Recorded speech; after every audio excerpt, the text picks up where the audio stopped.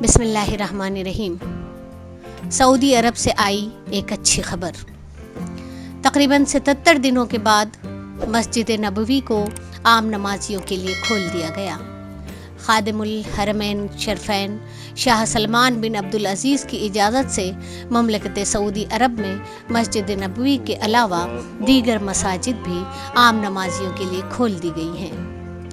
تفصیلات کے مطابق کورونا وبا پھیلنے کے بعد جب لاک ڈاؤن کیا گیا تھا تو مملکت میں تمام مساجد کو بھی بند کر دیا گیا تھا۔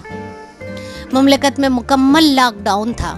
تقریباً 2.5 ماہ تک جاری رہنے والے لاک ڈاؤن میں اب نرمی کی جا رہی ہے۔ معمولات زندگی بحال ہونے لگے ہیں اور چند روز قبل مملکت میں اکثر مساجد کو جمعے کی نماز کے لیے بھی کھول دیا گیا تھا۔ اس کے بعد باقی نمازوں کے لیے بھی مسجد کو کھولا جانے لگا، تاہم مسجد الحرام اور مسجد نبوی بند رہیں۔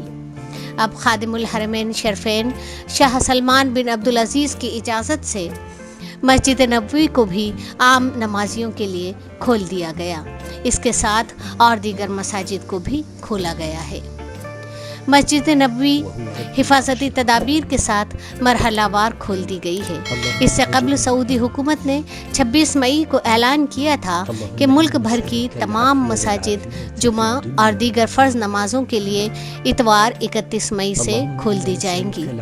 البتہ اس سلسلے میں مسجد الحرام اور مسجد نبوی کا تذکرہ نہیں کیا گیا تھا، کیونکہ اسلامی دنیا کی یہ دونوں مقدس مساجد جمعہ اور دیگر فرض نمازوں کے لیے مسلسل کھلی ہوئی ہیں۔ یہاں عام نمازیوں کی آمد پر پابندی تھی اور دونوں مساجد کا عملہ اور سیکیورٹی فورس کے اہلکاران ان میں نمازیں ادا کر رہے تھے۔ اب مسجد نبوی کو عام نمازیوں کے لیے بھی کھول دیا گیا ہے، تاہم ابھی مسجد الحرام کو کھولنے سے متعلق فیصلہ نہیں کیا گیا۔ سعودی عرب میں آج سے تمام بینک اور ترسیلات زر کے مراکز بھی کھول دیے گئے ہیں۔ تمام بینکس معمول کے مطابق کھلیں گے۔ کرفیو کے دوران بینک کے ملازمین کو خصوصی پاس بھی دیے جائیں گے۔